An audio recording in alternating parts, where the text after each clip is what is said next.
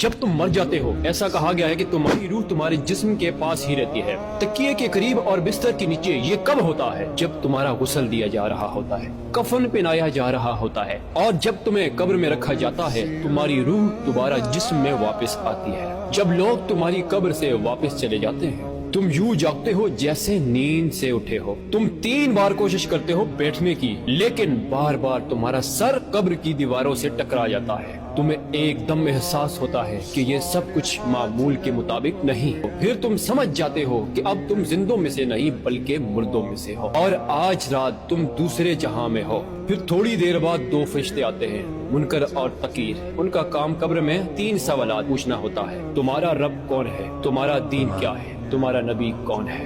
یا تو تم صحیح جواب دو گے اور کامیاب ہو جاؤ گے، یا تم گڑبڑا جاؤ گے اور ناکام ہو جاؤ گے۔ پھر تمہیں ایک جگہ لے جایا جاتا ہے جسے برزخ کہا جاتا ہے۔ یہ ایک ایسا مرحلہ ہے جہاں 2 دروازے ہوتے ہیں، ایک دروازہ جنت کی طرف، دوسرا دروازہ جہنم کی طرف۔ وہیں تمہیں قیامت کے دن تک انتظار کرو گے۔ پھر حساب و کتاب کے بعد فیصلہ ہوگا تم جنتی ہو یا جہنمی۔ اور کبھی کبھار تمہارے رشتہ دار، دوست، احباب تمہیں قبر پر آ کر یاد کریں گے۔ کہا گیا ہے کہ ایک فرشتہ آئے گا اور تمہیں اطلاع دے گا، تمہارے بیٹے نے تمہیں سلام بھیجا، تمہاری ماں، تمہاری بیوی، تمہاری بیٹی آئی ہے۔ تب تمہاری روح قبر کی مٹی کے اوپر آئے گی، ان کی باتیں سنے گی، ان کے قدموں کی آہٹ محسوس کرے گی۔ یاد رکھو میں نے یہ سب پہلے اپنے لیے لکھا، پھر تمہارے لیے، تاکہ ہم گناہوں سے توبہ کریں، زندگی کی حقیقت کو پہچانیں۔ یا اللہ ہمارے گناہوں کو معاف فرما۔ کمنٹ میں آمین ضرور لکھیے گا۔ نبی کریم صلی اللہ علیہ وسلم نے فرمایا میری طرف سے ایک آیت بھی ہو لوگوں تک پہنچاؤ،